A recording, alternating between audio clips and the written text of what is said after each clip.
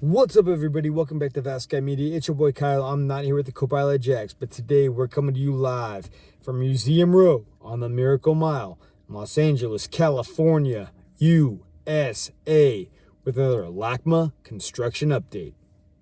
We don't have the co-pilot here today. He is fighting the glaucoma and fighting the cataracts as best as he knows how, getting those Z's. Well, there's a lot going on around the campus. We want to focus in on a holistic overview. We haven't been here for a couple weeks. However, as we're coming up to the final stretch on this project, it's time to start appreciating what has been done and what is currently going on right now from a builder's point of view. On that note, it is chicken and apple time for the co-pilot.